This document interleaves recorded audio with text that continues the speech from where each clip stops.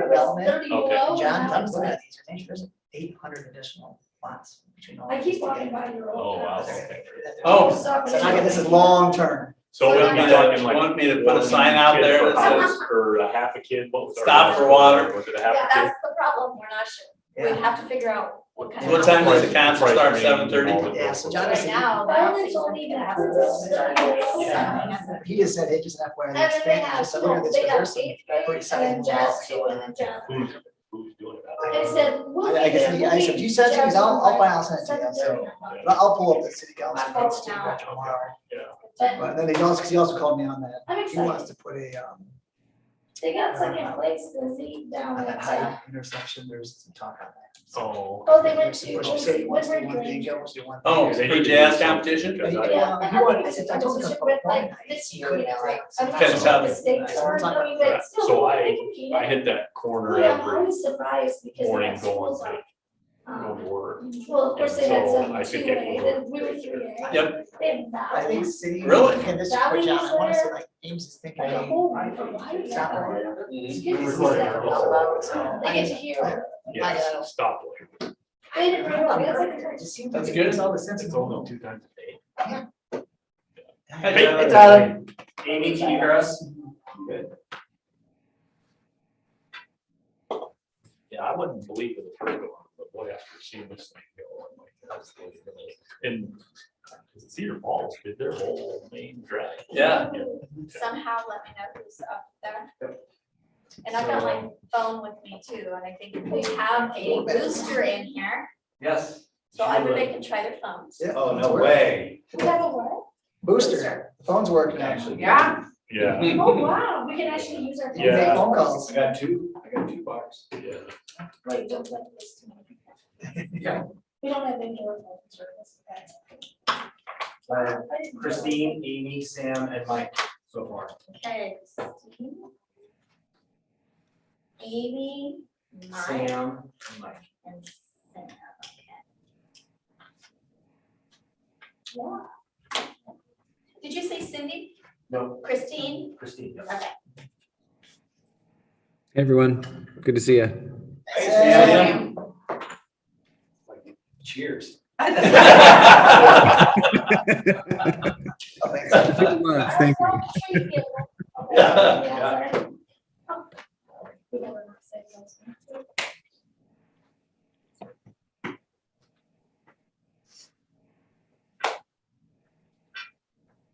Carrie, what do you have, does your last thing be kind? Yes, I it don't does. know that.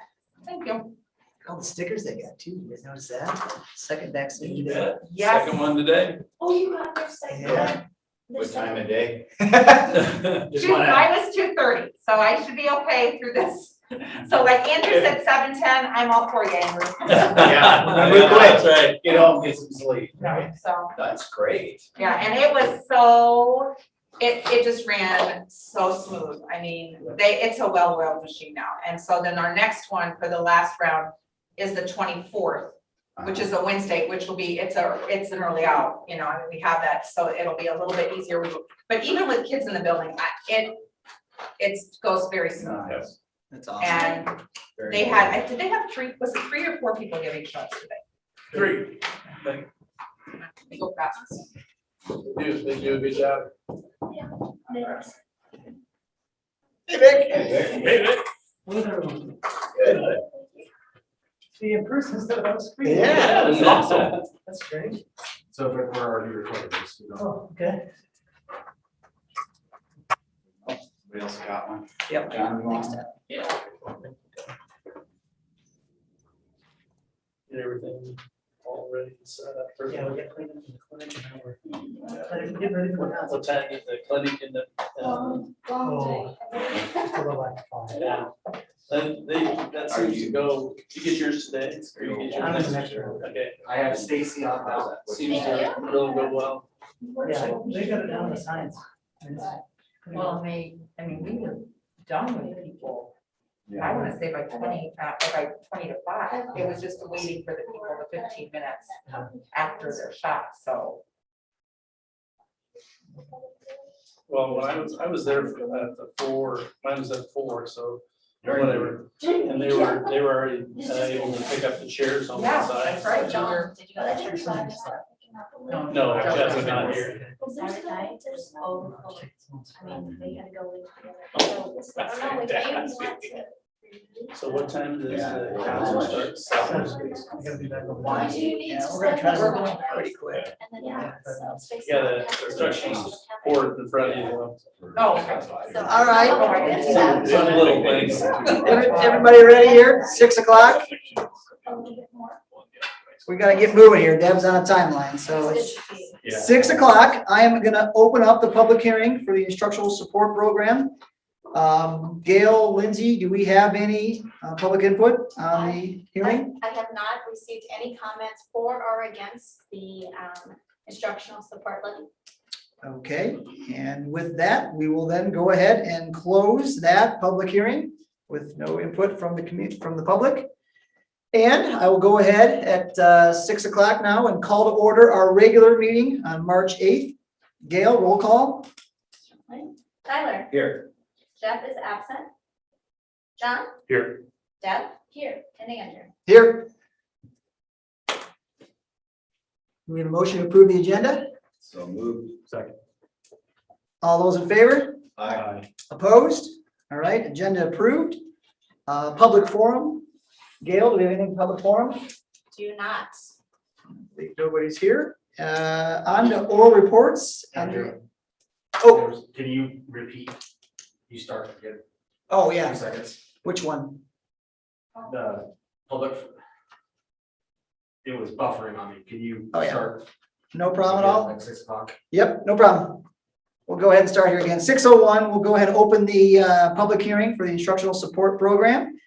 Gail, do we have any input from the public? I have not received any comments for or against the instructional support levy. All right, and with that, we will then go ahead and close or adjourn the public hearing meeting. Next, we will go ahead and I'll call to order the regular board meeting for March 8th. Gail, roll call. Tyler? Here. Jeff is absent. John? Here. Deb? Here. And Andrew. Here. We have a motion to approve the agenda. So moved. Second. All those in favor? Aye. Opposed? Agenda approved. Public forum. Do we have anyone here for public forum? Nothing. Nothing, so we will move on to the admin reports.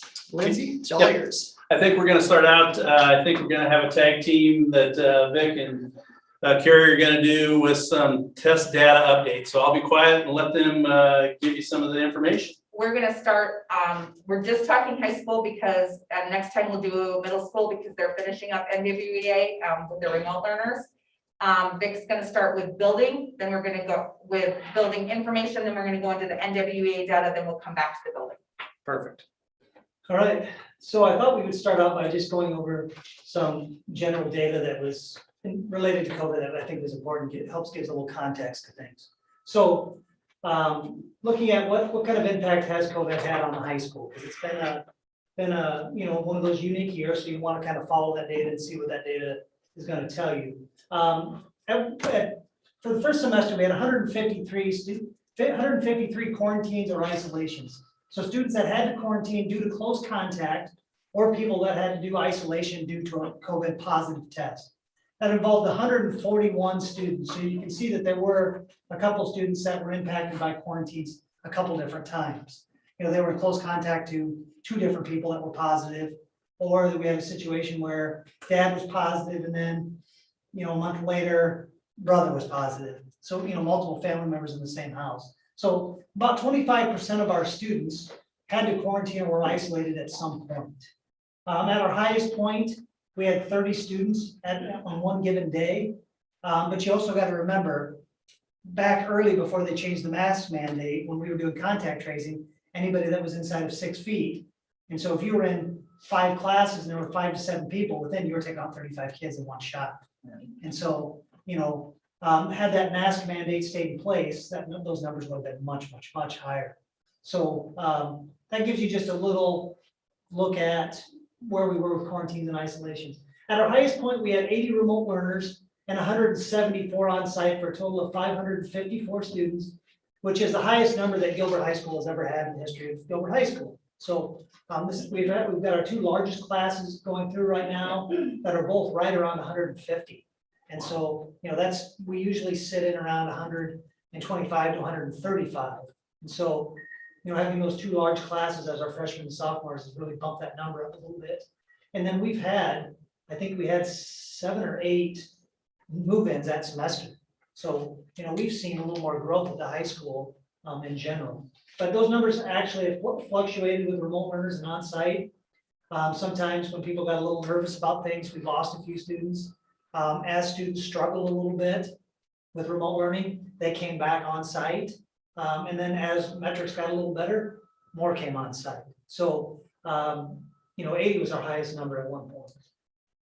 Did that go pretty smooth as far as kind of the switch over? Did you feel like, that worked as well as it could have? I know that's Yeah, a I mean, big deal. what was really tough is when we had people that would, like, they started out, then they came back, then they got nervous and went out. The moving back and forth was challenging. I bet. Once I think they went a direction, stayed a direction, then It worked. it worked a little better, but we always wanted to reserve the right to bring our remote learners back that were struggling, because we didn't want them just to stay out there and struggle. Right.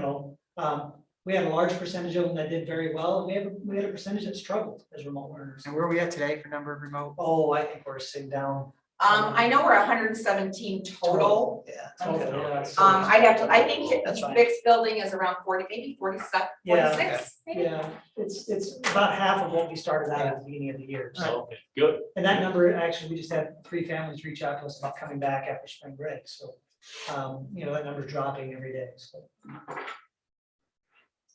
Now, the impact it had on the academics portion, I think this is important to understand, because we were expecting there to be some bumps in the road related to academics.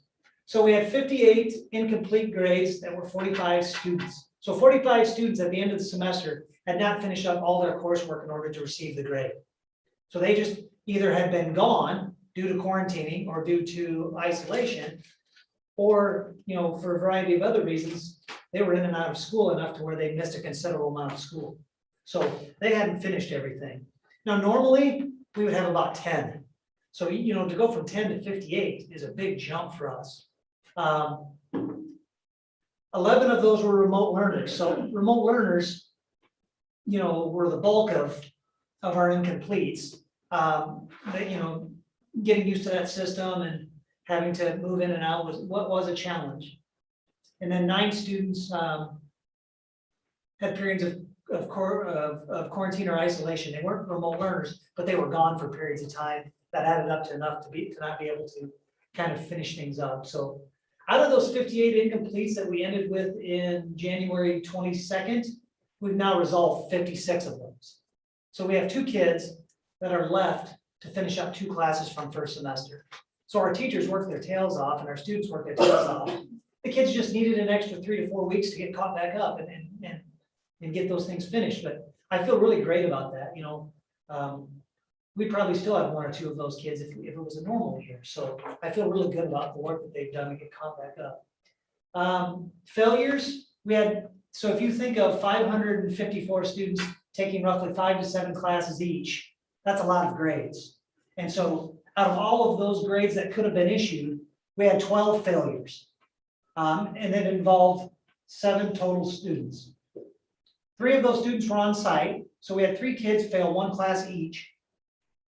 And then we had 4 remote learners that equaled up to a total of 9. So they each failed about 3 to 4 each. So to have, almost 80% of our kids and only have 3 failures, I think that's pretty outstanding for the ones that were on site.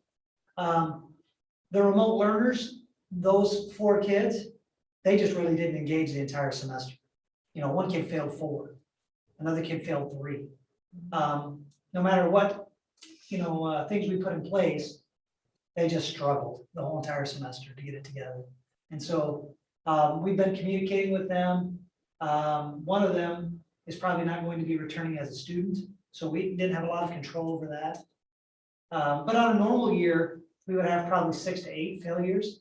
So we're double the failures we would normally have. But if you look at a lot of other districts, they were seeing, 25-30% of their kids were failing courses. So, we're not even barely any of blip on the map, in general. So the quarantining and isolation, remote learning did definitely have an impact. But like I said, there was a large portion of our remote learners that just killed it. They showed up to their Zoom meetings, they did their work, they stayed on top. But you have to be pretty motivated as an individualized learner to have a ton of success at that level of high school.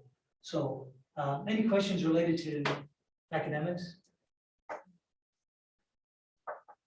Okay, and then Carrie is actually going to share our state or our NWAA testing from the fall. So she's going to share data and you can kind of get a general picture of where we compare last year at this time. So one of the benefits with the NWAA testing is we actually did that last year in the fall because we were open. And so we have fall to fall data to look at, which is kind of nice. One thing to know is we have given NWEA the map test for. I'm gonna get a drink, I'm sorry. Oh, okay, no, sorry, I was trying to read that sign language. We've been giving this test for quite some time now. It used to be that the state required 2 data points that we had to report out on. That has gone away probably, well, I think it went away with No Child Left Behind. But we've kept the map test because it is our constant data. With the change from Iowa assessments to the ISASS test, I know that, we hear, oh yeah, you can, it's a fair comparison. We don't necessarily think it's quite as fair as maybe the state tells us it is. This we feel is a very fair comparison, and we've got data over time because our kids start taking this in 3rd grade. We have some 2nd graders that might take it, but we really start in 3rd grade. So one thing you'll notice when we talk about our freshmen this year, that maybe they didn't take it at the same time that they took last year, but what NWEA is, we can take NWEA at any time, but they have a fall, winter, and spring norming windows. And so the scores, a fall score for a 9th grader will be different than a winter score, then will be different for a spring score, because you're expecting growth over time. And then they will also have projections of where they expect those students, that specific student and group of students to be by the end of the year. Does that make sense? Okay, so we'll go to the next slide. And you'll see for our freshmen this year, they took that test, like Vic said, they took it January of 2020 at the middle school as 8th graders, and then they took it again in November as 9th graders. All right, so here is, we're gonna look at we have 3 things to look at for both 9th graders and 10th graders. We've got math, reading, and we've got science. So here is our math data comparison. Now you're gonna see the gold is when they were in 8th grade, and the teal is when they were freshmen. There was 137 students in this class. And you'll see where it says, I'm looking at it here on mine, the January percentile average in math for the 8th graders was 70.7%, and the November, when they were 9th graders, was 75.8%. So they grew, which is good, that's what we want to see. You'll also notice that their average RIT score grew as well, not just the percentage. You'll also see then the NWE average RIT, and what you might say is, what in the heck is a RIT score? If they call it a RASH unit, and it's just a score of a student's achievement on that particular test of the 3 different tests. It's an estimation of the student's instructional level based on the standards set by NWEA. NWEA sets this. And so we can gather a lot of data from this. It really drills down into where students are, and the high school, we're giving you the big data now, but the high school has really drilled down to see the different domains. For example, in math, how did students score there? Where might be some gaps for some of our kids? But when we look at the overall data, and we can say that even with a pandemic, 129 of these students scored above average. And when I say above average, I'm talking about the NWEA average. So at grade level or above, considered an NWEA. Now, you guys have asked about comparison of those remote learners. So you can see there's another one that we just broke down, the remote learners. Now, there is only, when these students took it, there was 16 remote freshmen. And all, kudos to the high school, all 16 of those kids took this test.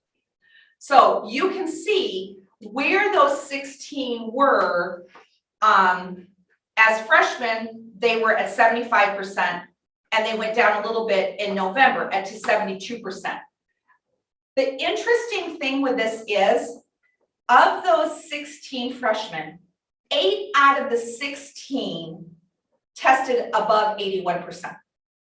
So they were in the way above. I mean, they would have been in the far column. Half of them would have been. As 8th graders, 2 of these kids weren't here. So there were 14 of these kids were here when we had them in 8th grade. And 7 out of the 14 would have been in that high average. Now, the reason that I'm telling you that is because we know COVID has affected a lot of things. But when we look at this, we can't say as students scored this, we aren't seeing a huge drop in our student scores in the area. This is just for our freshmen in math. Let's go to the, oh, go ahead. Can I ask though? You bet you can. You've got, I appreciate you breaking it out, Carrie. But if I'm reading that right, the remote learners dropped. They did drop. They dropped 2 percentage points. But you've got to remember, we're talking a small sampling of 16 kids. Sure. Of those 16, 8 of them were 81 or above. So then it means the other 8 really. The other ones, now those scores were, that's They it. didn't engage. Or they lost some ground. And they also could have been struggling prior. Correct. Because when you look at where they were in 8th grade, their scores were not all that different. Now, I'm not saying that there's not things that we don't have in place and that kind of thing, but what I do feel you can look at from there is that there wasn't a huge COVID dip like I've heard other districts say, oh my gosh, we dropped Sure. 20 percentage Sure. points.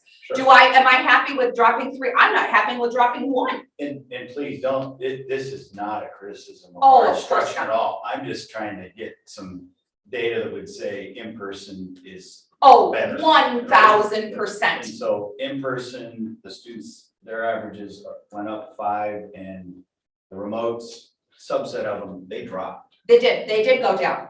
Now, like I said, we still have that chunk in this grade. Now, we're gonna see something different a little bit different when we go to the 10th grade, but let's look at freshman English language arts. It's the very next slide, Gail, I'm sorry. Okay, so here we've got the reading. You're gonna see, once again, I gotta look at my own here, sorry. I can't read that one. You're going to see, once again, now this time, when you look at our remote learners compared to our on-site learners, our remote learners actually scored a little bit higher here. We had 12 out of those 16 remote learners that tested above 81%. Now, why? I don't know why, but that's something we could dig into, but that was just something that they stayed very consistent to where they were, even with that small pool that we're talking about. Right, and so again, I'm not trying to debate this or anything, but it is the pool that they started with, right? Yes. And so if I'm understanding this right, the January numbers are their baseline. That's what we're using as a baseline. Yes, sir. The baseline didn't go up, it was the same, if not just a little bit down versus the baseline for the in-person Yeah. was up another 3%. You're exactly right. If these kids were at 82.7 and we wouldn't have had COVID, where could they have been otherwise? You're exactly right, Tyler. Very good point. Now we'll look at the science.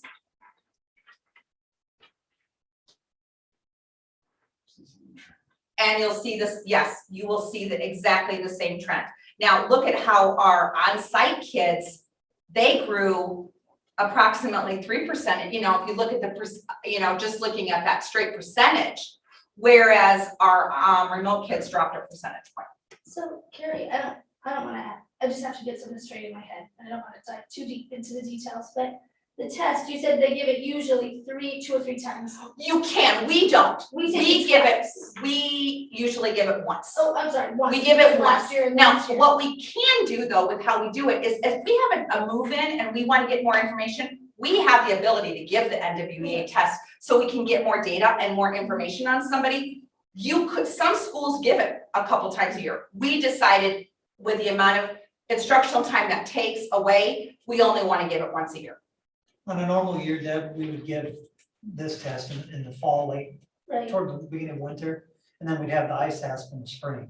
So we're measuring, from year to year. and I think I'm trying to, forgive me if I'm maybe just not connecting the dots on this, but like, if you have a test that you take that is 8th grade level, and that, would you expect the scores to continue to rise? Or would Yes. you expect them to stay? No, they're gonna Now go up I'm because doing this well with 8th grade material, and now The- I'm the continuing RIT to do score this is- well with now harder material. the RIT score is always gonna go up. So you're always gonna, it's not stagnant, like what that, where it says, NWAE average RIT, it, for November of 2020, it's 211. That will be different than the spring RIT. That's gonna go up a little bit. So you're always going to, you're gonna show growth, They always expect your number to get higher. yes. The interesting thing about it, the other thing that's interesting about this test is that this is a self-leveling test. Yes. So as you continue to do well, the questions keep getting harder and Yeah. harder and harder until you reach a level where you're kind of plateaued out. So And it's, go ahead. No, if you are like struggling, it's gonna bring you down a little bit. So you're kind of, but you're always gonna get to that, where kind of that instructional piece where you're kind of being pulled a little bit. It's a little bit harder to kind of see, which is very different than when we give the Iowa assessment or the ISASS test. Mhm. That is not a test that takes that into account. And so on the in school, 77 to 80, Yes. is that, what would we normally see in a year like this? Well, Not like this, I'm sorry, in another I would year. say if you just look at the bar graph and you see how many of our students, now, you can see, we actually had a smaller dip. When you look at that bar graph. So the percentages within that area fluctuated. Does that make sense? I think so. I guess I'm just trying to understand, like, on a dip I understand we grew 77 to 80, but then A non-COVID 2 years year. back, would we normally expect to grow 10? Or No, I would say we two, would or, hope you know, that we like, would, be we about always hope to grow. like but- this? I will be, and I'm not trying to diminish COVID or anything. These are remarkable scores that our kids, Yeah, that our right. kids do. Right. Now, on the flip side, if we weren't dealing with a situation that we were, would I expect those scores to probably be 5 percentage points higher at least? Probably. Because first of all, kids would have been in school all of last spring and all together and not doing, any remote learning. Yeah. So, It's just not that people in school had no difference. There's a dip Yes. there, there's a little bigger dip. in the Yeah. neighborhood. Okay. now, when we That's all go, I wanted. we can go to the next slide, and now we're gonna look at our 10th grade class. These students took the test, last October to this November. Once again. Now, this time, just an FYI, here's our math scores. This time, we only had 12 remote learners. So that's a much smaller, a small pool out of 133. So you've got to remember that some of those, that really can skew your data. When you look at that, 12 out of the 6 students scored above 81%. What I found interesting about that, it was exactly the same in October of 2019. Now, we did grow. Those students still went down though by 4 percentage points. And our on-site kids just grew by 1. So did COVID have an effect on that? My guess is yes. Did it have a drastic effect? I think that it did have an effect on our remote kids, so definitely. And when we go to the next slide, which is reading, you're gonna see that even more. Here we have, you can see where our on-site kids grew a 0.5 point. But our remote kids dropped 6 percentage point. Now, the interesting thing about this is when we look at math, and we'll see the same thing in science, half of those kids, the remote kids, were above 81%. This time, of those 12 kids, only 3 of them were above 81%. And that was exactly the same the year before. So I think that we've got to remember there's a lot of other factors here, but does it have to do with not anybody's fault? We weren't prepared for what remote learning would be as adults, or we're working remotely, or we have not, we've done things with kids, but not preparing people for something like you would if you knew it was coming up. And I continue to just, the takeaway to me is if you can get them in school, that's where they're gonna learn more. I Yeah, would yeah. 1000% agree with you. 1000% agree. And we have one more to show, just the science data. And this is once again for our freshmen. And you can see that once again, our students, our remote students dropped, our on-site students dropped a percentage point. But when you saw how our 9th grade, we historically do very well in science. Those are still good science scores, but they're not where we typically would see them. So on one note, I think that we know that our kids have got a solid background.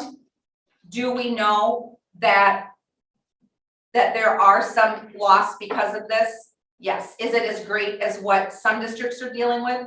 No. But is any loss something we're happy about? No. So that's what we have for this part.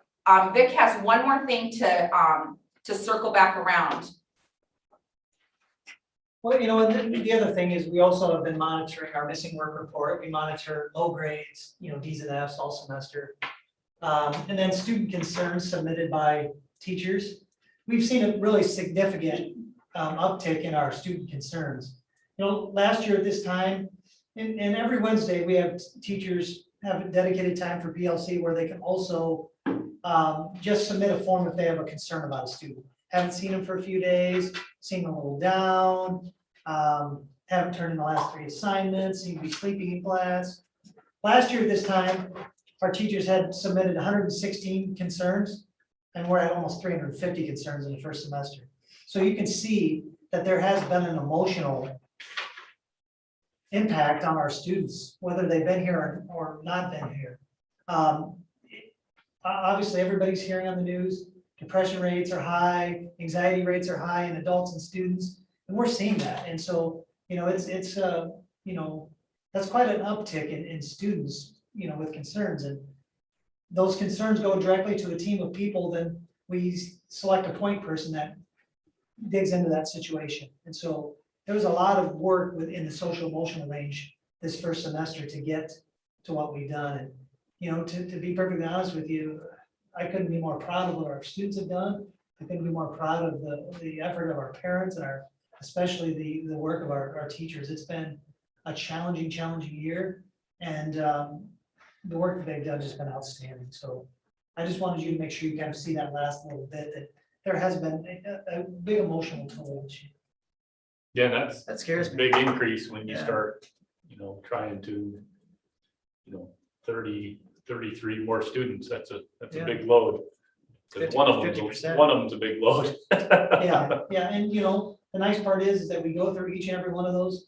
We discuss every single one of those requests that are concerns that come up. We set a point person, that point person starts digging into it, meets with the kid, and tries to start getting some interventions in place, or calls parents, or works with, as a team approach to work with the students. So there's been a lot more than we're normally used to seeing at this point. You feel like you got enough resources for that?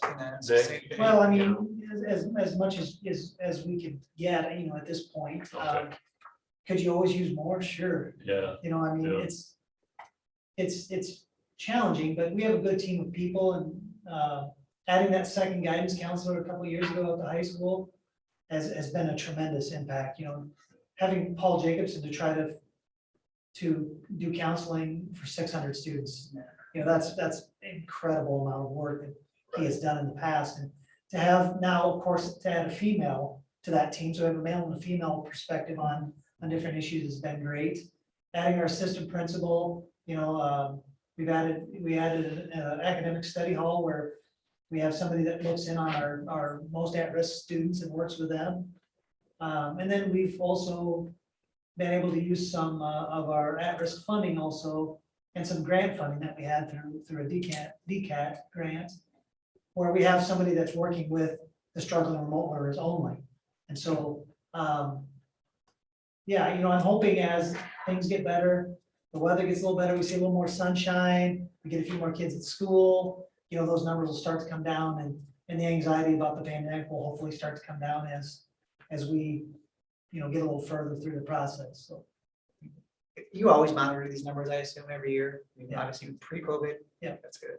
I would say we hover right around that Yeah. 100 to 125 normally a semester. It's, So that number's staggering. It's eye-opening. It's concerning for sure, but the nice part is we have eyes on all those kids and we do our very best to connect with them. And the remote learners, it's been a challenge because if they don't return emails, they don't return phone calls, you know, it's challenging, you know. I want to see them on camera, you know, regularly, so we know they're okay. That worries me.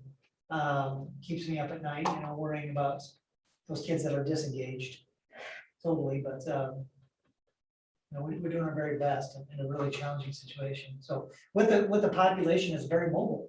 I mean, you know, that's the one thing that's a little different than the other buildings is they have access to cars and they're working and they're living life and they're involved in athletics and activities and things.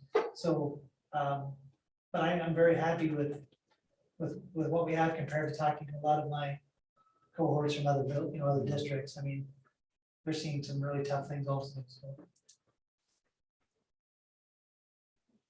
Thank you very much. Yes, for the thank you. data. Yeah, That's great, perfect. great Area, report. Putting those trends Next together. time we'll look at the middle school and, depending on what that would, maybe intermediate as well, but thank you. Sneak out, but I got the concerts. Making the transition from Thanks, Vic. thanks, Vic. the middle school to high school virtual. That's I think that, yeah, when you say that, I think that surprised me on what some of those schools, I wasn't expecting some of that, just because of that, the transitions that kids have made, and I think Jeff said it one time as well, like, the kids that we're looking at now are the kids that have to be, there are some health issues. Now, hopefully with you know, the vaccine becoming more readily available, that will help that, but not for kids, it won't, it does for adults, but anyway, so. It just, Gail, our slides too did not match the slides that were. No, and Okay. we're gonna resend that. We had tweaked that, we That's had what I looked at it again, and so you're gonna get the new one that you got. Just want to make, yeah. that's all I No, wanna thank make you for sure. sharing that. All right, Lindsay, we got it. Ready for the return to update. learn? You got it. Ashley, are you there? We're gonna do a little tag team. Yes? Yep, I am here. Thank you. One of the things that we're gonna do a little bit is, we're gonna talk about the return to learn. You probably remember us talking about that when we started the school year. And one of the things that we were basically doing is, we were very tight on what we would allow for people to come in, what we wouldn't allow people to actually come in. And one of the things that we're gonna talk about and we're gonna tag team a little bit is, we're looking at opening things up to guest speakers in classrooms. We're gonna talk about a protocol for that. We're going to, do you want to go ahead with this one and then we can just kind of roll with it from there? I don't know that she can see it. Oh, can you see what we have on our screen? It's the guest to the guest speaker. I cannot, but you know what? I have it memorized, I think. So I think I'm Why don't we talk a little bit about that, Ashley? we put on there for the guest speakers that we would ask that anyone coming into our buildings would adhere to the same things that we ask our staff and students. So everything that we ask of anybody that comes to our building every day would be the same thing, that we would ask of our guest speakers as well. And so we have that letter that I know Gail put in the board packet, and then the wellness screener that we utilize, that we would ask for them to utilize as well. So we want to make sure that people know that as we start to open this up a little bit, we're just not going, everyone's, coming here, there. We're asking them to follow our mitigation process. You want to, whoops. Which one do you want next? Do you want to do the field trip volunteers? You bet. Okay. Additionally, we would ask the same for the field trip volunteers. We, then it kind of leads into the next one with the field trip protocol that anyone, if we did need parent volunteers to go with, that would be addressed on our field trip protocols that our staff would go through and ask our meet with building principals, and they'd get some information about the sites that we would be potentially taking our kiddos to. So again, we feel like our threshold for mitigation has kept things going so far this year, and that's really been our standard in what we're putting out there of places that we would potentially go as well. So we've talked about the information as far as a guest speaker and what we would have for our protocol for that. We've also talked about field trips. We're very fortunate in our district because we have a lot of people that like to be volunteers for that. So we talked a little bit about that. Ashley, was there, I guess, the district-wide mitigation protocol? You want to talk a little bit about that, please? Yeah, it is. Those are the slides that we would put into the doc that has been ever changing, and it's a live doc on the website for our patrons and stakeholders that had that one ready to go pending your approval tonight, that we would then put those into that slideshow and then share it out with our public with the changes in regards to the parent volunteers on field trips, guest speakers, and potential field trips. So we wanted you to know that this is our proposal that we're going to go ahead and move forward with, to opening things up a little bit. I know that when we've done some agenda setting with our president and vice president, we talked a little bit about this ahead of time, so you kind of knew that this was maybe coming.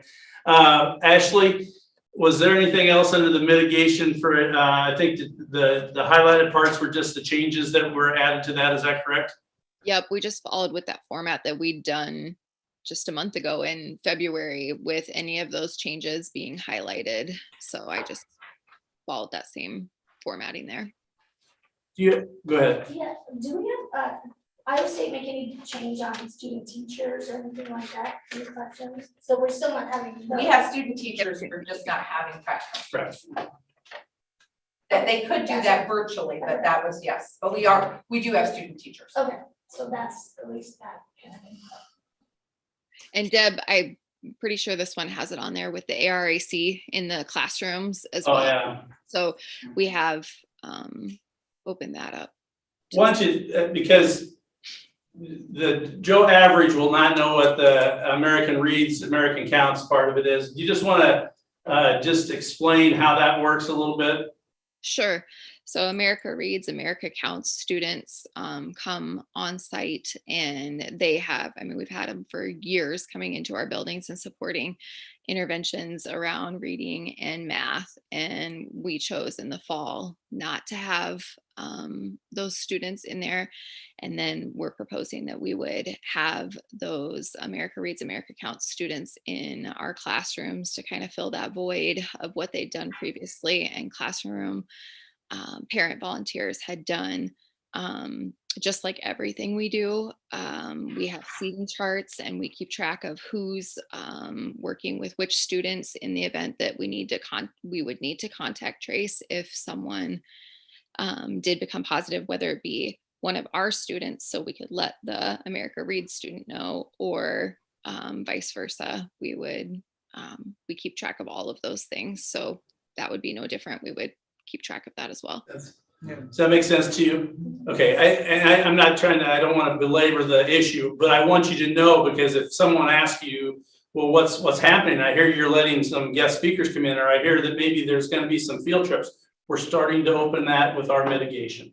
This is not an action item that we're gonna vote on. I mean, I just think it's something that they're gonna go ahead and do unless we have issues here tonight, but I mean, personally, I'm in full support of all this, and it's a nice, slow step back, and again, they're gonna abide by our rules.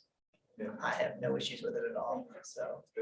We just felt that because we've been sharing this, as we've been moved along, as things have changed, that we all need to make sure we're on the same page. Nope, I think it's great. It's good FYI. Yeah, Yeah. great job, Okay. Ashley. Yeah. Thanks, Ashley. Thanks, Ashley. You bet.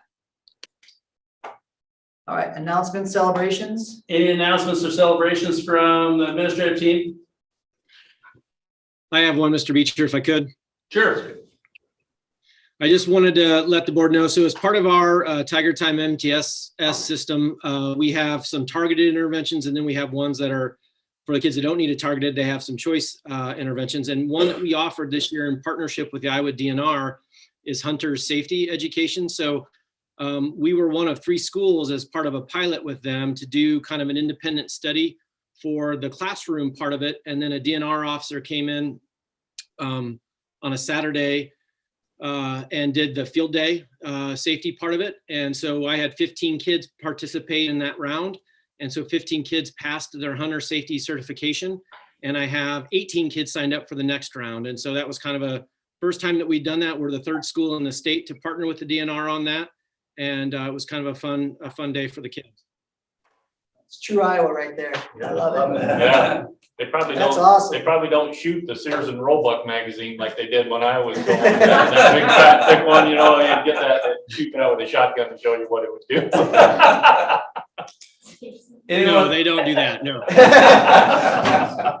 Thanks, Mike. Anyone else have some announcements or celebrations that you'd like to have?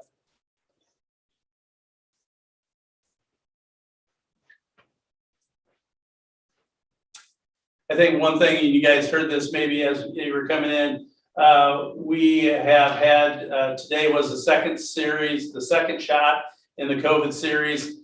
And there's been a lot of work by a lot of people that have put that together, and it really runs smooth.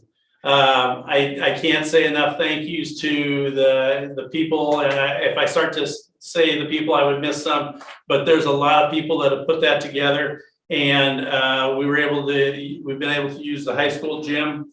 The last one we have, I think, is the 24th, isn't that right, Carrie? But hopefully we get everyone vaccinated, and we're moving forward with COVID. That's awesome. Lindsay, we asked that one. Do you want to say anything about that? Remote learning with what's come up with a consortium and wanted to go into that? Yeah, one of the things that I want you to be aware of, and maybe you've talked to some of your fellow board members or whatever, there's been an increase that has happened in the state of actually online schools opening up. Like one of them is CAM, and they've had it for quite a while. Clayton Ridge has had it, and I think Des Moines has had it. So what's happening is that there are schools that are applying to the state. We've talked to Eric Heitz at the state about how this could fit for Gilbert. But what it does is it's a standalone school, and it allows kids that want to go remote, that they can have that possibility. I don't know if there will be much of an effect after this happens as far as COVID. I don't know when it will stop is what I'm saying. I'm not promoting that we go remote, because I think our data shows if we can get them here, that's the best thing. But one of the things that we are doing, and Carrie, jump in here if you want to, is the fact that we are looking at seeing if there would be a possibility of being a part of a consortium that would maybe make that available. Ames, for example, Ames is applying for this, and there's approximately, I want to say maybe right now 17 other, and they're mostly bigger districts that are applying to the state for this. Now, I'm not saying that this is what we want to do, and this would not be something that would be status quo. We cannot maintain it. It's not sustainable. It is not what, it just isn't sustainable. Let me But back that up, Carrie. what we're doing now is not sustainable? Yes, what we're doing now, it's Okay, not I wanna make- sustainable over the long haul. Okay, I want to make sure. Yeah, I okay, was thank getting it. you for Yeah, that yep, yep, yep. clarification. But with other districts around us, knowing that they will be offering this, students would be able to open roll out to do that. So districts our size and other no, that's not feasible, probably economically, to even, how would we do that? But if we wanted to investigate, not saying we're gonna do it, but just investigate the opportunities or what could do if we were in a consortium together. Now, the big what if is a consortium going to even be legal? We do not know right now. How's that gonna look? But, no, and then it's very gray. But there are districts within Heartland that are coming together and just meeting to talk about what are our options. So I think it was just the idea of saying, okay, this is out there. Not that we think this is the best thing to do, but not closing the door right away and seeing for this, maybe the small handful of people that we're talking about, could we go together with other districts? So I don't know, we'll keep you abreast of where that is, but that's what that's about. No, I think that's pretty important because I just think from a practical standpoint, put your legislator hat on. They can't do this in, how many school districts do we have? You know, just the trying to do two things rather Yeah. than do one thing. Sure. Well, but how would the funding, do you get a sense of how that would work, Gail? Any That's all idea? that's it. Right now, what is in place right now, it is considered open enroll now. So we would be billed. And if anybody, currently people, before COVID, people could do it and apply it as open enrollment to CAM Academy. And it's full boat Yeah. cost? Yeah, Yeah, they that- bill us, Yeah. Wow. yeah. Yeah, we better have a plan. Well, and that's just where it was, Yeah.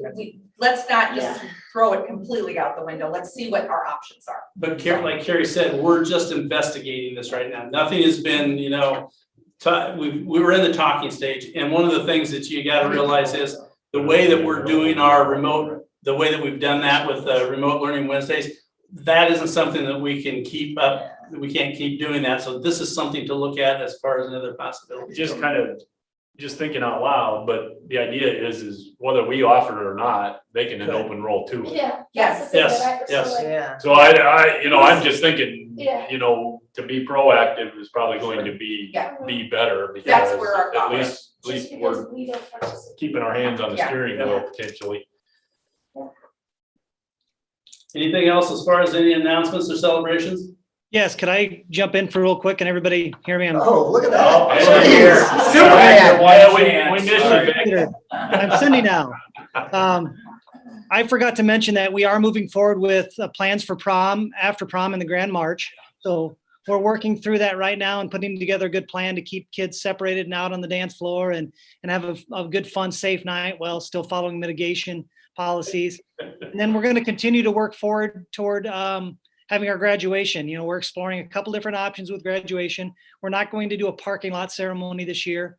We are looking at, doing a traditional indoor ceremony or possibly doing our first outdoor ceremony at the stadium. So we're looking at a variety of options, but we're definitely continuing to move forward with planning for graduation and for prom. So That's good. Good.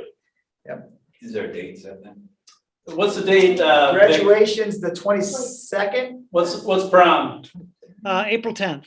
Sunday or Saturday? Mark your calendars. Sunday, it's, I'm working after prom. Vic, what's the, no, graduation is the 23rd, I thought. I think it's the 23rd. Yeah. Yeah, it's on Sunday. Yep. It's moved a week up because of Labor Day at the end of the month. So Yeah. I'm just going record to say I got to speak at the one and only Tri-Fit. That's why we're not doing it again. Yeah. Yeah. That's why I'm doing it. That was actually very fun. I hope we still do that parade because we got. Oh, that was neat. I agree. Anything else? Announcement celebrations, Lindsay? I don't think so. All right, board meetings. We got a note here with regards to the maximum 10 occupancy. I believe we're gonna go ahead and possibly waive that going forward. Again, just with public forum being open right now, you have to have it submitted to Gail via email, I believe, or voicemail. And again, open for discussion, but in my opinion, I think we can start to, maybe if someone want to come and speak to us, they're more than welcome to that public forum. We can remove that 10-person maximum. Now, we're still going to adhere to all the guidelines. We're going to try to stay 6 feet apart. If we are not 6 feet apart in this room, we will wear masks. If we have that many people come in, that's just going to be the, but again, I would like to have some people start to come back here if they want to come speak to our board. And it would it just be, I heard you say public forum, so is it just for that portion? Or, We used to have people that would come. and yep, sit. just people in general too who want to What come and about the sit. principals? Could we have them back? Oh, We could have them back. Now, again, I think it's going to be a little more crowded in here, but we could. I mean, just want to throw it out. I don't Mhm. have, either way, but if everyone's comfortable face to face, it's always, I mean, to the extent everybody wants to come, I guess is how I would do it. If we just made it optional for the principals, they could be online or in person. If they're Yeah. comfortable being in person, I wouldn't want to require it. But I would agree. And then we can still maneuver this room to a point to get more people in here. if need be. Anyway, just a thought. Yeah, I agree. If we- The more the merrier. Well, maybe not, but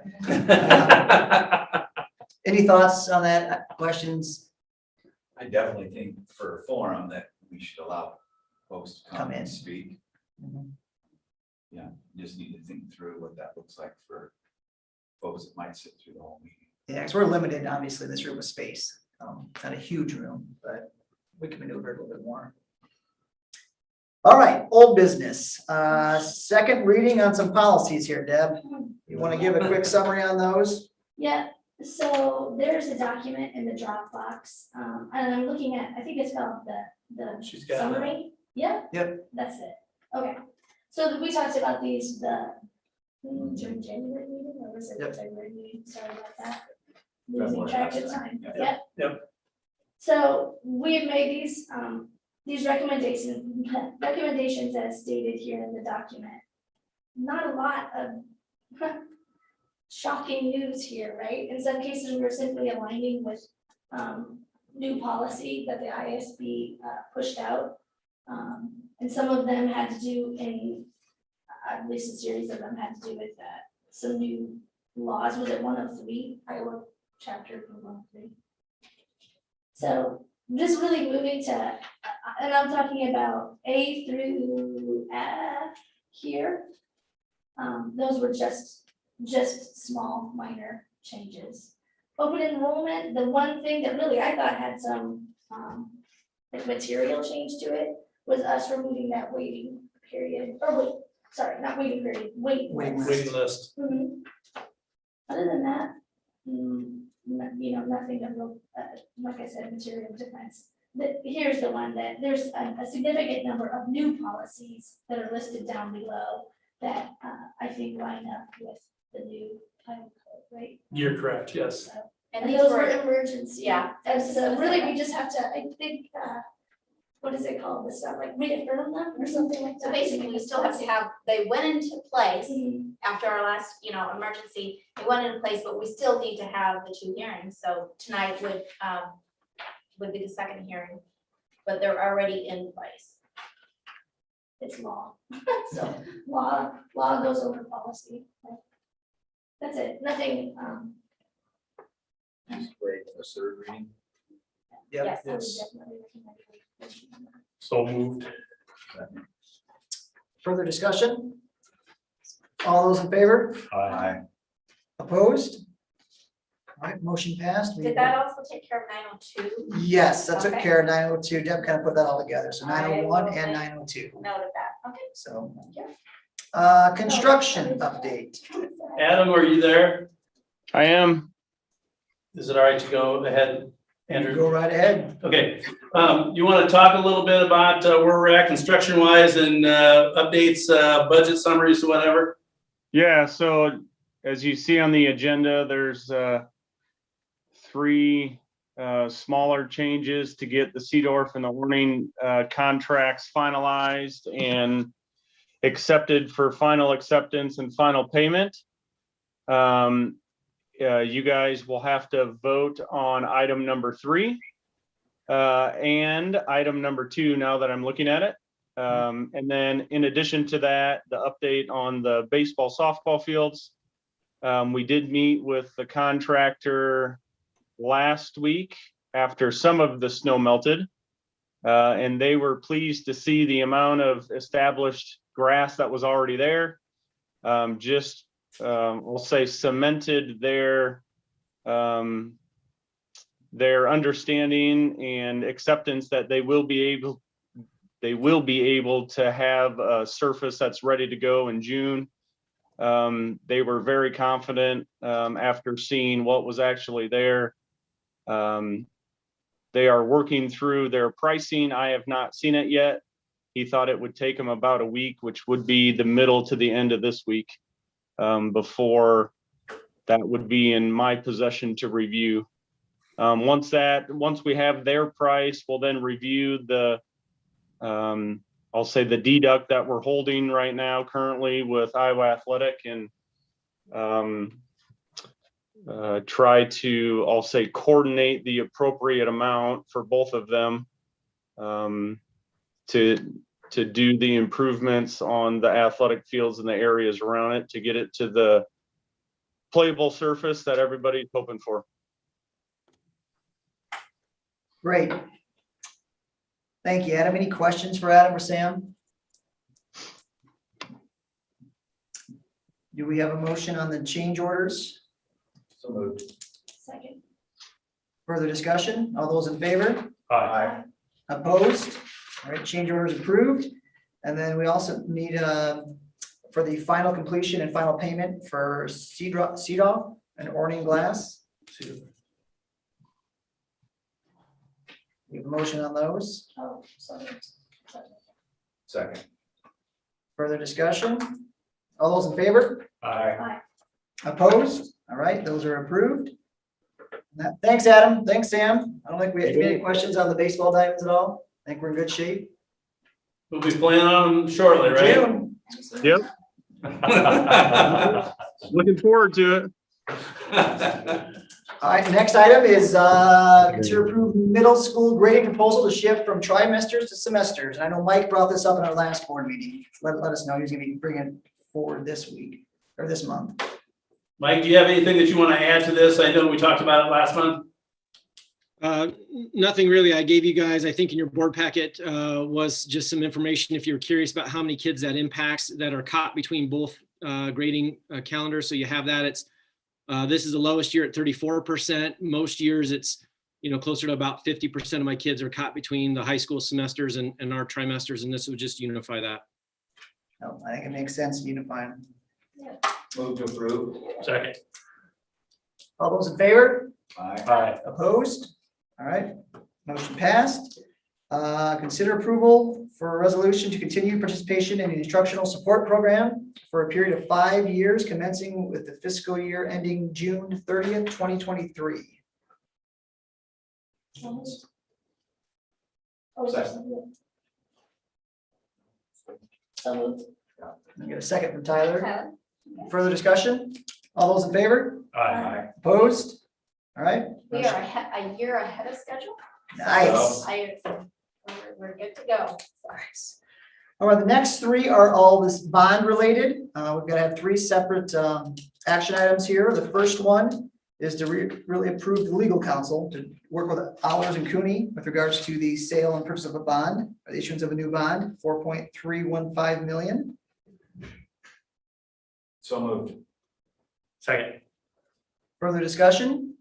Just clarify for anybody listening, this is a refinance. Refinance, sorry. Yeah, Yep, should have said that. sorry. All those in favor? Aye.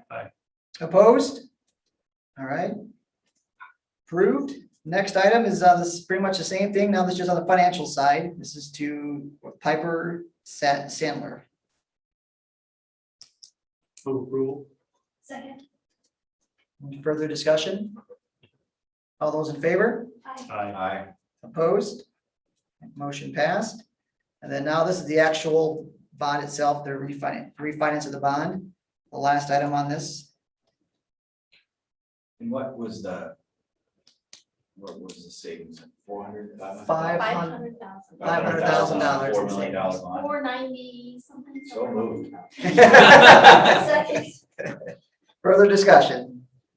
All those in favor? Aye. I was hoping we'd have, last week, we had a due diligence call, and then we had meeting with, the bond, S&P. And we're hoping I checked tonight to see if we had our rating, but it did not come through yet. So it was gonna be late this afternoon, we don't have it, but, so it went very well, so I'm hoping we get a good rating. So we'll let you know as soon as we do. Just kind of that number could go down, the 10-year treasury rate has moved. I think it was trading at 160 today, so it's up a good, 50 basis points in the last 30 days and probably most of the fourth quarter, it was 75, 80 basis points. So I mean, it's doubled.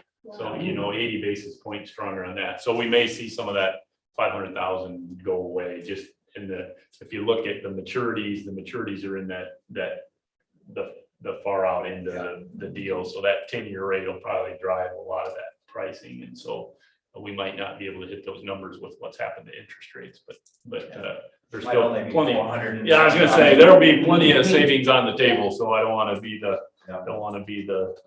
killjoy, but also. Who invited John to the party? Who brought the God, we're all party? excited, got $500,000. Yeah. Either way, no, that's great. Gail, anything else on that you need? No, the motions were, I can finish the paper and move forward on that. Great. And just FYI, that does, we have it set for the 22nd.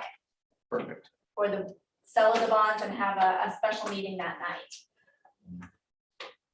Awesome. And you can come, it doesn't all have to be virtual, anybody, but we can address that later.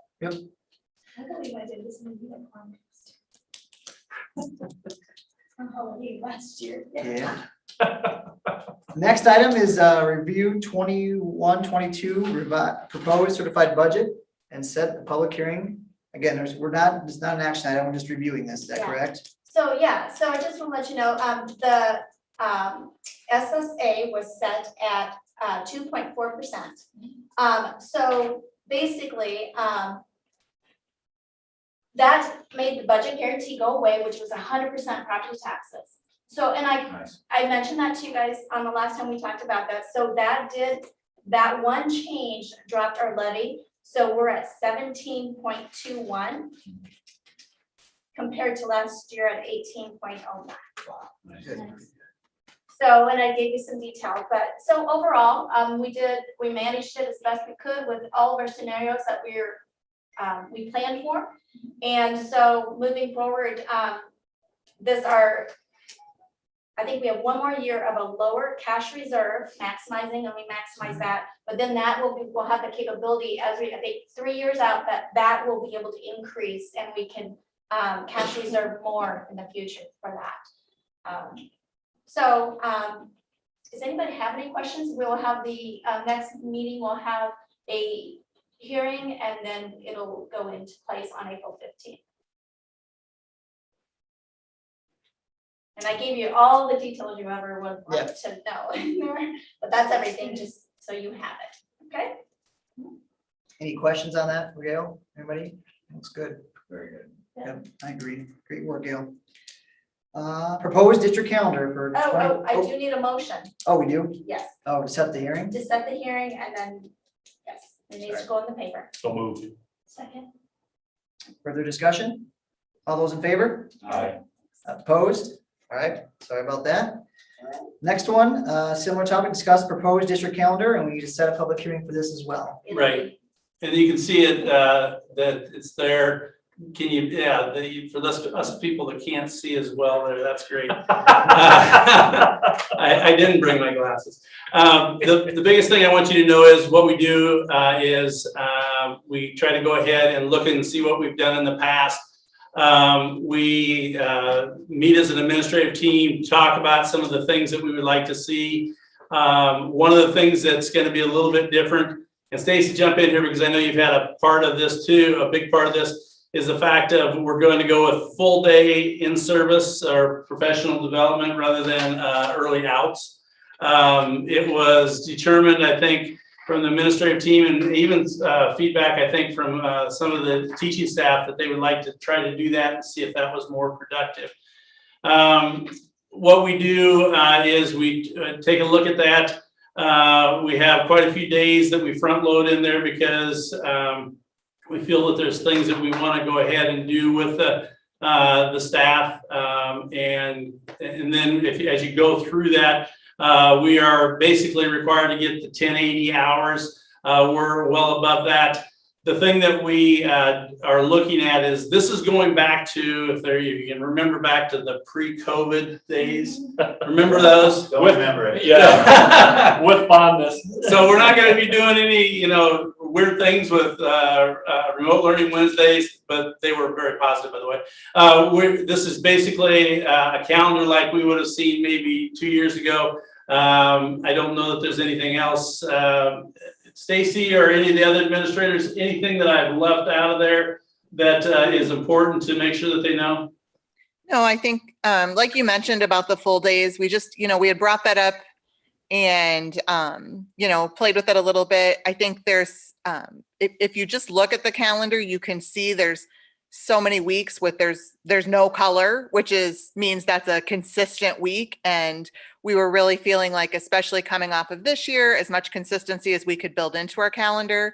In addition, I know the high school staff have been talking about the possibility of continuing with block schedule, and block scheduling becomes really difficult on early dismissal days with the AB block that we use. And so I think that was another thing that we were trying to avoid.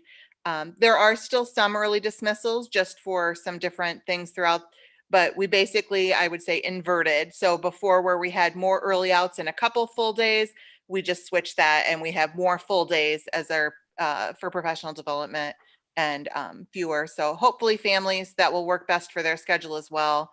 And then they're on Mondays again. Thinking we would also hope to get that consistency with preschool back on our we've been Wednesdays off, and we really prefer that to be a Monday off or a Friday. So those are just some of the things that we looked at. We did talk to staff a little bit about Christmas break and start date. So we had historically started school on a Thursday, and we did survey the staff and just said, hey, would you like to start on Thursday and have a short Christmas break? Or would you like to start on Tuesday and go ahead and have the full 2-week break? And that was the overwhelming preference of staff. Good. This has been also, I know that there's been some conversations with Eric Heights. You've heard me say his name before, but he would be the person for any questions we have with the calendar. And he is in favor of what we're doing as far as how we're figuring this. This is just putting it out there. We would ask that you set the hearing, and final approval will be next month. I've never been so excited to see a calendar in my life, actually. It's kind of weird. It's just weird to see it. Like, oh, this is gonna be hopefully normal next year. Do we have a motion? Do we have a motion? We have a second? Second. Further discussion? All those in favor? Aye. Opposed? All right, we have the public hearing set for Monday, April 12th. Hey, real quick, just because I know you gotta leave here, Deb, I want to jump ahead to 10.11, the first reading on some of those policies. Then you're the policy guru here. So again, I know it's just a first reading, but I just want to jump ahead real quick to 10.11. Okay. And then you can bail out of here, Deb, to go to your jazz concert. Yeah, so I like that better. We got a lot of policies. Okay, so yeah, looking at this is a similar summary, so hopefully these kinds of tables are making these a little bit easier to consume this information. In reality, what we find is we're doing these because we need to stay on a schedule and review our policies every 5 years. But so many of them really are not, we are not seeing significant changes. So I will call out on these, there are, I think maybe 2, maybe 4, I guess, that where we've actually recommended that we keep the Gilbert district version versus IASB. The first one is 401.4, which is employee complaints. It really is, I would say, basically the same policy. Ours just has some wording that outlines formal grievance procedures for the master contract, and we thought that was important to leave it there. So in that case, we're recommending that we would approve that, or we would update using the Gilbert version. The next one, if you go down, I will call out one more change before I go down. 401.7, employee travel compensation. So we just recently reviewed this and upped our allowances for like meals and stuff when they're gone. The one thing that we noticed, and actually it was when we were talking about Christine's contract, was that our mileage was out of alignment, and we wanted to recommend and make a change to go with the IRS. It says per diems, but I'm not sure if that's right. Mileage rate. Mileage Yeah, rate. mileage rate, Right. and then we're not recommending changes to the other portion. Yeah, we always had a set rate in there before. I can't remember, it was 43 cents. Yeah, Something like that. So 45 now we're just cents. getting rid of that, just saying 45 whatever IRS Yeah. states is mileage and rates. so we would, in a sense, we would take the IASB version to get that, but when it comes down to that version about the approved amounts, we would just stick with what we previously recommended, I think maybe a year ago, 2 years ago. What was your vote? So that is one change. Okay. Going back down again, the next change would be under 401.11, employee orientation. It's kind of a small difference, but we would take ours. We recommend, we indicate that school business official. And ours is the, I believe that's who it manages that process. Okay, these next two I wanted to just maybe mention, 401.12 and 401.12R1.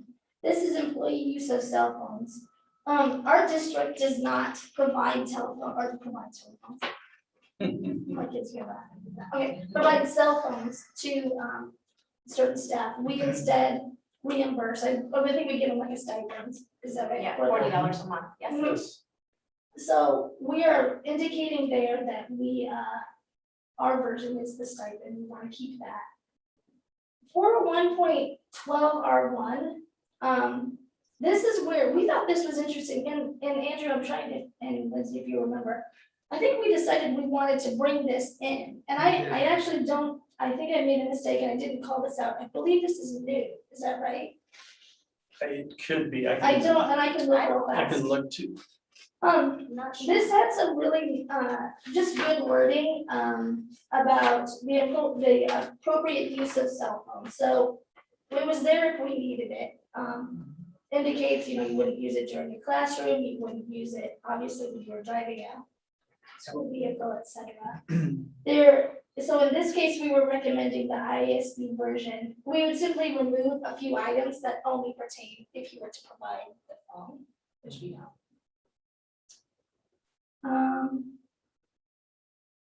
I think for the most part, the rest of them were, the rest of them were primarily recommending that we go with IASB versions again. In some cases, it was just updated language. There was Lindsay, you were researching the one thing about it, employee physical examinations. IASB includes a maximum dollar amount. We don't. We just say. We send, I don't mean to interrupt you, I'm This sorry. is for bus drivers only. This is, and we send them to our provider, is that Yeah. correct? We'll pay for it as long as they go to our provider, which we have set up an amount that McFarland Clinic Ahmed provides and they charge us. So as long as they go to our provider, we will pay for it. Yeah. And it's every 2 years. So Deb's right on that. So, and then the rest were just ISB versions with a few changes. There's a lot. There's a And lot. I mean, we hate to throw this many at you, but I believe this year, there's 286 policies to be reviewed. And so we're trying to. That's look only at- 1/5 of them? Yeah, right. Yeah, she's a That's czar, right. yeah. Yeah. This is our, Sorry. Yeah, czar. Sorry, we are going with some. So we are trying to figure out the best way to go about that. And maybe looking at opportunities where we can do these side-by-side compares, and if there's no difference between policies, maybe, The lumps. you might see a rather large lump go through, one of our board meetings, just to simply get us off the clock about it. And then we'll be, I think, better positioned for when, Christine joins, that it's not like this overwhelming number of policies that we have to review each month. Andrew made a good comment though, when we met the other night for policy. Yeah, he really did. It was a situation where we are going through a lot of policies, but we're gonna do due diligence when we're going through those. And we're not just slapping them through there. We're gonna make sure that they are what we need to have, so. just Well, we let you know. did, yeah, definitely, we mentioned that, but the thing about this is, we need to do these because we need to keep them updated. Right. And in some cases, when there's no difference, we can, like I said, take ourselves off the clock by doing a quick look, is this in alignment with what we're doing? And approve it. That doesn't mean 2 months down the road that we don't have some change we wanna make, we can't reintroduce it. Right. But like, get us off the clock. So it's When you not see like this two hundred and big fifty, thing. it just overwhelms you, Oh, so we can geez, just that's get, a we lot. can chop off 180 just next one board meeting, because there's no changes, let's just get rid of that. And Focus then on the let's make our 7. focus be on those Yeah, really yeah, big changes. meaningful changes, and yeah, and I know Christine has mentioned that there's possibly a different way that we could go about this as well. Yeah. Going forward, so that's it. So just. Thanks, Deb. Any questions for Deb or anything Yeah, else? we're working on that, Jim. No, oh, sorry. Yep, it'll just go, that's just a first reading, so again, just review, we'll bring it up to next month's board meeting and look at approval. All right, now I'm gonna skip back again, I'm jumping all over. 10.09, consider approval for cooperative agreement with University of Northern Iowa for cooperating education agencies for the 21-22 academic year. Move approval. Second. Further discussion? All those in favor? Aye. Opposed? Deb, did you eye That that? was an I figured, Okay. I kind of figured. Sorry. All right, motion passed. Next item, we've got a guest on the line for this one. Consider a contract approval for Christine Trulio. I believe I'm pronouncing that correctly, I'm sure. For a 3-year period commencing July 1, 2021 through June 30th, 2024, with an annual salary of $170,000 for the first year of the contract. An agreement to provide $7,500 of moving expenses to relocate and reside within Gilbert Community School District within 6 months. Move to approve. Second. Any further discussion? Nope. All those in favor? Aye. Opposed? Motion passed. Congratulations, Christine. Welcome aboard. Hey, thank you so much. Just real quickly, I just want to say thank you to all of you.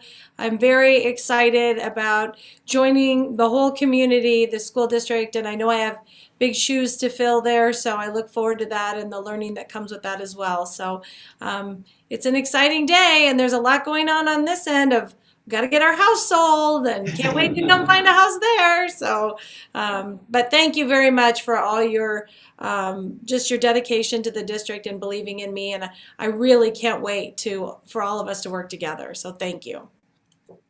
We are very excited, Christine. Yep. Thanks for the warm weather too. It's been Yeah, great warmer here. here. Ever since you came here, it's been warmer. You're welcome for that. Deb, you got to roll? Or are you good to stick around? No, I'm gonna back up here. All right. Thanks, Deb. We're on to the financial report summary. Gail?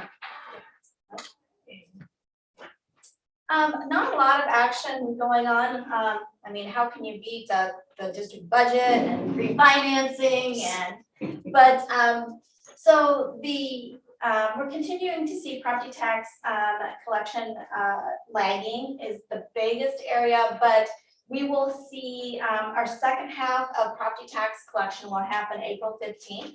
So I think that will be a true sign of what will be in that amount.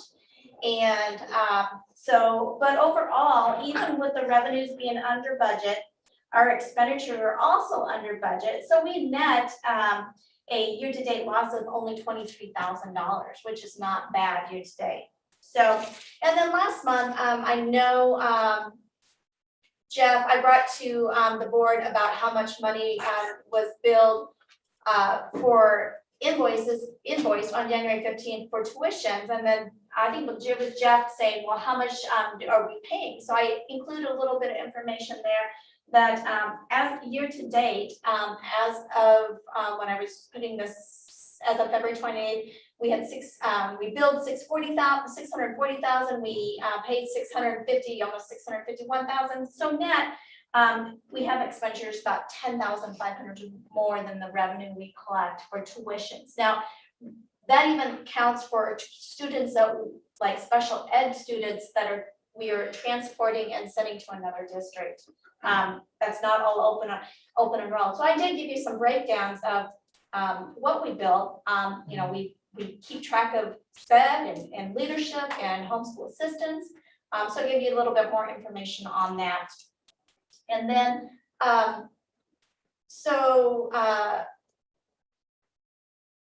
wanted to mention, so with us refinancing tonight and approving that, in May, that will really, our district budget that we approved last April 15th will really be overexpensed because we're going to be paying off and refinancing. So we're gonna have to come to the board and have another budget amendment in May to make that, because we will overexpense and we're bringing all that debt in 1 year and expensing it and then reissuing it. So we will have to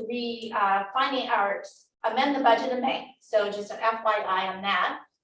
And then the nutrition fund, the bills, I wanted to mention just, you know, I'm saying this because I'm really hopeful that we don't have any more snow removal, right? So in the bills, you see that there was a snow removal bill in there and it was $50,000, but year to date, we have $74,000 worth of snow removal.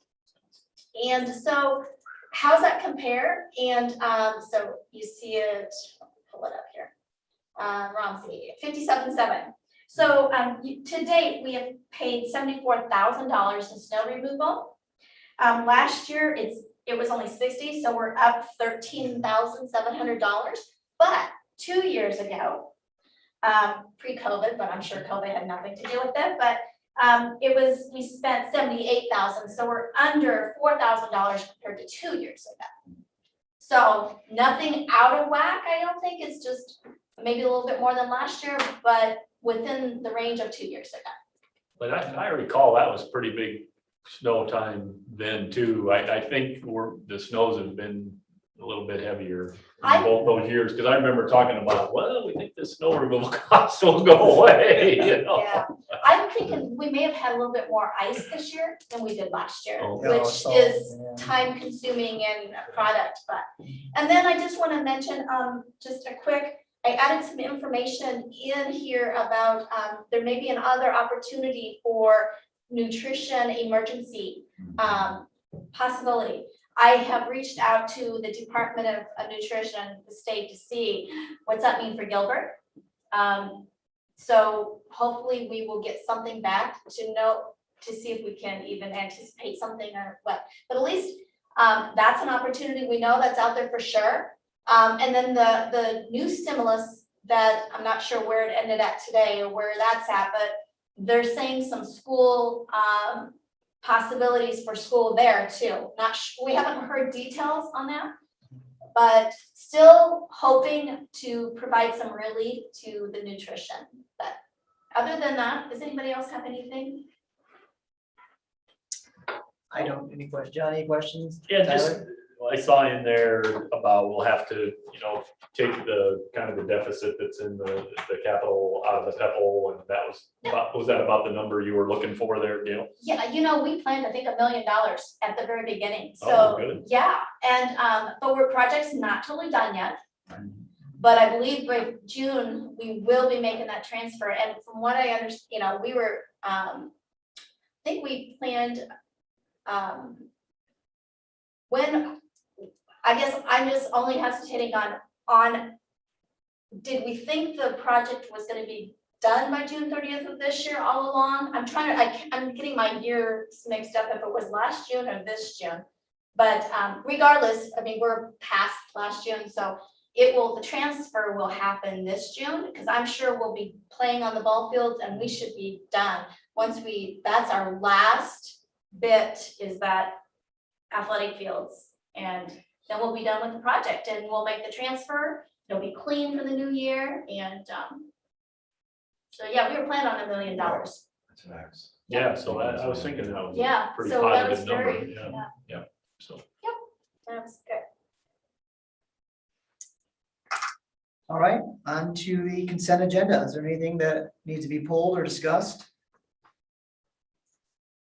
Move approval? I'll second. All those in favor? Aye. Opposed? All right, consent agenda passed. We have, again, we've got a bond sale meeting on March 22nd. That's right, not a meeting. We got a bond sale and the bids are due by 1 PM on the 22nd. Then we have a special board meeting that night at 6 o'clock. We'll send Zoom invitations out. Again, we can do in person or not in person, but again, if you guys can join via Zoom, that would be great. And then our next regular board meeting is April 12th here at 6 o'clock. And we'll have the budget hearing and we'll have the calendar hearing that same night as well. So, Very good. Yeah, I'll probably plan to join virtually the 22nd. And I will as well. Okay, well, we'll just send them out, and if people show up, people show up. Very good. So we'll be here. Move to adjourn. Second. all those in favor? Aye. Aye. Opposed?